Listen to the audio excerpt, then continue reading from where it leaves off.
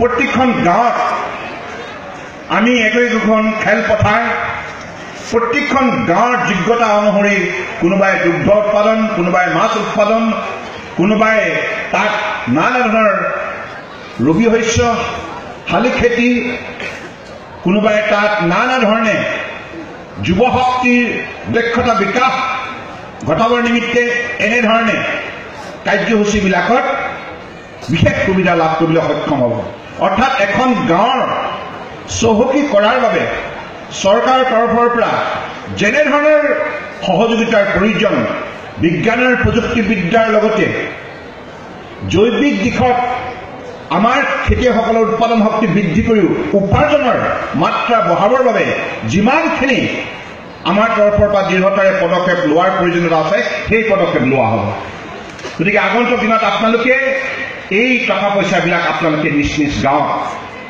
ব্যৱহাৰ কৰিব লাগিব উঠি অহা যুৱক যুৱতীসকলৰ মৰ্যাদা সহকাৰে জীয়াই থকাৰ বাবে উপাৰ্জনৰ পথ প্ৰশস্ত হ'ব আমাৰ খেতি পথাৰত আবদ্ধ থকা খেতিয়কসকলৰ জীৱনৰ বাটত আৰ্থিকভাৱে সবল হোৱাৰ নিমিত্তে এইটো এটা নতুন পথৰ সন্ধান পাব গতিকে সেইবাবে শিক্ষা স্বাস্থ্য সংস্কৃতি সকলো ক্ষেত্ৰতে খেল ইত্যাদি ইত্যাদিৰ ক্ষেত্ৰত এখন গাঁও চহকী কৰাৰ নিমিত্তে এই আঁচনিৰ যোগেদি প্ৰয়াস কৰা হৈছে গতিকে মই বিশ্বাস ৰাখিছোঁ যে আগন্তুক দিনত আমাৰ গোৰ্খা সম্প্ৰদায়ৰ যিমানবিলাক গাঁও আছে প্ৰত্যেকখন গাঁৱে এই আঁচনিৰ পৰা লাভান্বিত হ'ব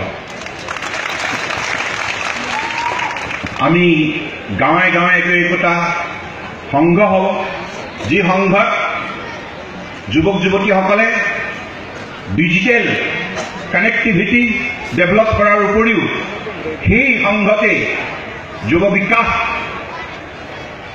সম্ভৱ কৰি তোলা হ'ব আৰু বিভিন্ন ধৰণে বিভিন্ন ট্ৰেডত আমাৰ যুৱক যুৱতীসকলক দক্ষতা বিকাশ ঘটাই সেই যুৱক যুৱতীক বিভিন্ন কৰ্মপথাৰত কাৰ্যনিৰ্বাহ কৰাৰ নিমিত্তে যোগ্য কৰি তোলা হ'ব তেনেধৰণে অসমখন চহকী কৰাৰ নিমিত্তে আমি পৰিকল্পনা হাতত লৈছোঁ গতিকে এই পৰিকল্পনাৰ আপোনালোকে নিশ্চিতভাৱে সুবৰ্ণ সুযোগ লাভ কৰিব পাৰিব আজি আমি এই মুহূৰ্তত বীৰ বাহাদুৰ ছেত্ৰী অনন্তলাল শৰ্মা ভক্ত বাহাদুৰ প্ৰধান ইত্যাদি স্বাধীনতা সংগ্ৰামত যেনেধৰণে বাপুজীৰ আহ্বানত কঠোৰ পৰিশ্ৰম ত্যাগ স্বীকাৰ কৰি গ'ল আমাৰ বাবে সংগ্ৰাম কৰি গ'ল সেইসকলৰ প্ৰতি মই কোটি কোটি প্ৰণাম যাচিছোঁ আৰু আগন্তুক দিনত উঠি অহা প্ৰজন্মই যাতে এখেতসকলৰ বিষয়ে জানিব পাৰে তাৰ কাৰণে চৰকাৰৰ তৰফৰ পৰা এখেতসকলৰ স্মৃতিক সুন্দৰভাৱে আমাৰ তৰফৰ পৰা অডিটৰিয়াম নিৰ্মাণ কৰা হ'ব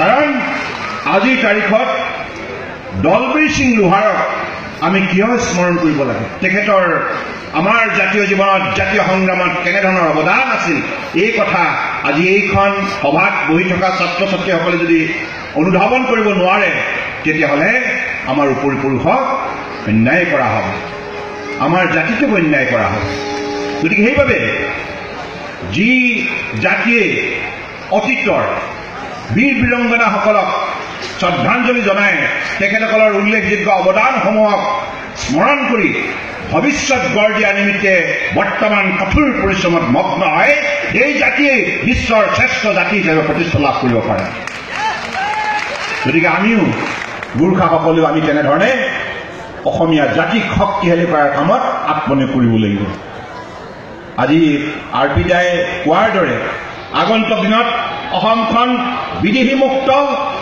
সন্ত্ৰাসবাদ মুক্ত প্ৰদূষণ মুক্ত দুৰ্নীতি মুক্ত এই চাৰিটা মূল বিন্দুত উপনীত হ'বৰ বাবে গোৰ্খাসকলেও এটা উল্লেখযোগ্য ভূমিকা পালন কৰিব লাগিব সেইখিনি মই বিশেষভাৱে আপোনালোকৰ পৰা কামনা কৰোঁ কাৰণ অসমখন বিদেশীমুক্ত কৰিব লগা হ'লে আমি সকলোৱে মিলি যুঁজ দিব লাগিব বিদেশীৰ বিৰুদ্ধে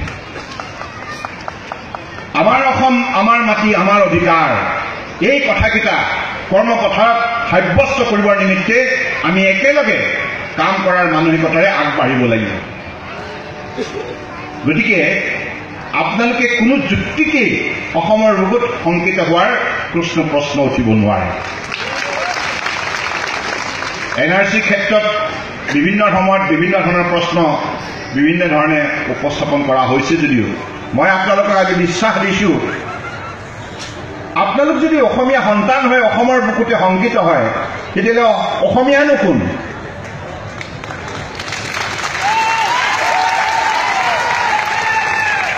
গতিকে অসমীয়া সমাজৰ অবিচ্ছেদ্য অংগ হিচাপে গোৰ্খাসকলে কোনো যুক্তিতেই অসমৰ বুকুত তেখেতসকলে অনিশ্চয়তাৰ মাজত থাকিব নালাগে।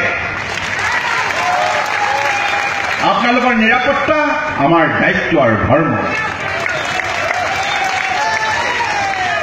গতিকে সেইবাবে আগন্তুক দিনত আমি সকলোৱে মিলি অসমখন শক্তিশালী ৰূপত বিশ্ব বুকুত সজাই তুলিব লাগিব। শক্তিশালী ৰূপত মই আজি কিছুদিনৰ আগতে আমাৰ চতিয়ালৈ গৈছিলোঁ।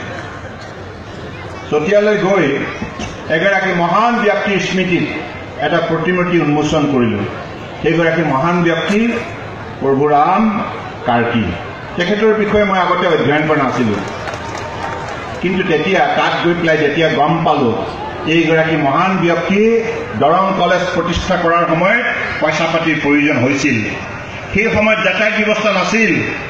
প্ৰভুৰাম কাৰ্কি যিটো স্থানত জন্মলাভ কৰিছিল তাৰ পৰা দৰং তেজপুৰলৈকে প্ৰায় 70 কিলোমিটাৰ বিভিন্ন ৰাইজৰ পৰা দান বৰঙণি তুলি সেই সময়ত 1946ত 5,000 টকা তেখেতে গোটাই চাইকেল মাৰি তেজপুৰলৈ গৈ দৰং কলেজ প্ৰতিষ্ঠা কৰাটো সম্ভৱ কৰি তুলিছে। গতিকে সেইগৰাকী মহান ব্যক্তি আমাৰ মাজত নাথাকিলেও আজি প্ৰভুৰাম কাৰ্কি ডাঙৰীয়ালৈ মই কোটি কোটি প্ৰণাম জনাইছোঁ।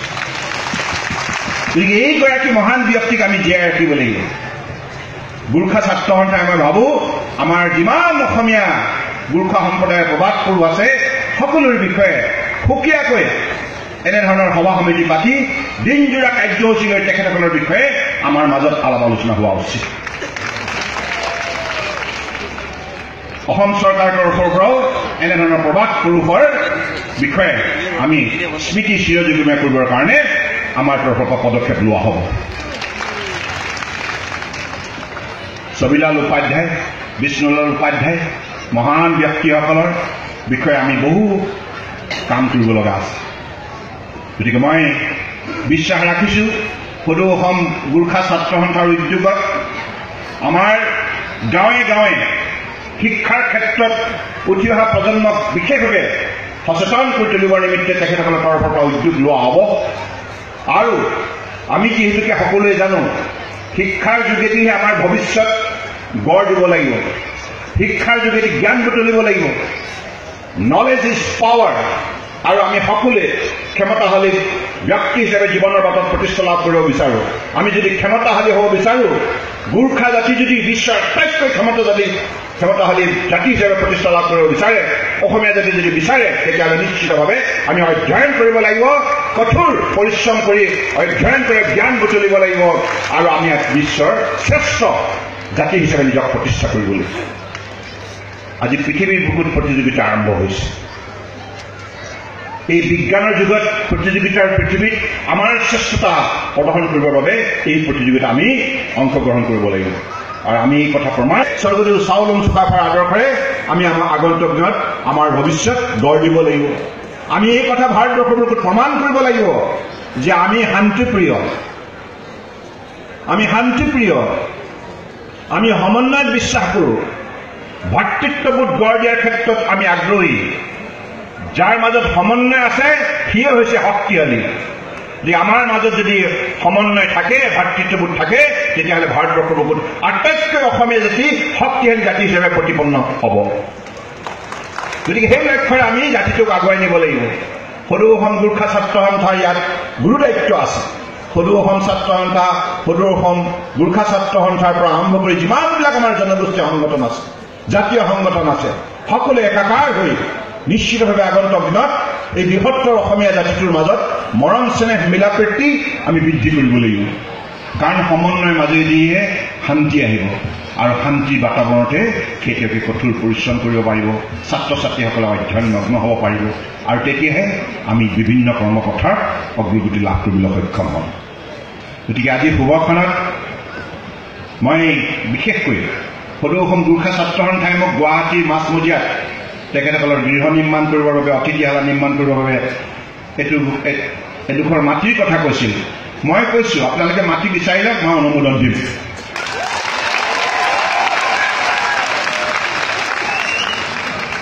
গতিকে শিক্ষাৰ ক্ষেত্ৰত যিখিনি তেখেতসকলে আজি দাবী উপস্থাপন কৰিছে, এই কথাবিলাক নিশ্চিতভাৱে আগন্তুক দিনত গুৰুত্ব দিয়া হ'ব। কাৰণ ইয়াত গোটেই স্মাৰক পত্ৰখনৰ প্ৰতিটো বিষয়বস্তু মই এটা এটাকৈ জবাব দিব বিচৰা নাই।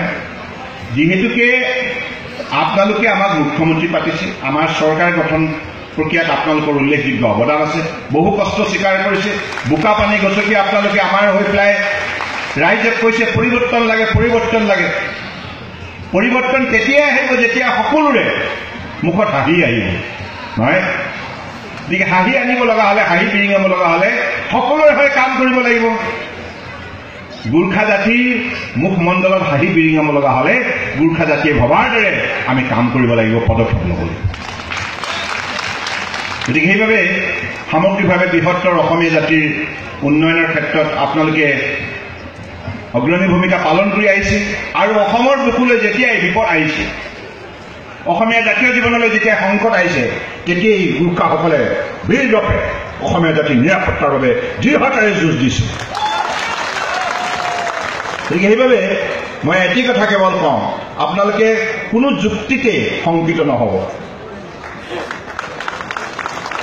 দিছ is my promise to you today. গোৰ্খাসকলৰ শিক্ষা, স্বাস্থ্য, অৰ্থনীতি, সংস্কৃতি সকলো ক্ষেত্ৰতে, সাহিত্য, ভাষা উন্নয়নৰ ক্ষেত্ৰত এইখন চৰকাৰে দৃঢ়তাৰে কাম কৰি যাব। গতিকে মই আৰু দীঘলীয়া নকৰোঁ। খুব ভাল লাগিল আপোনালোকে মোক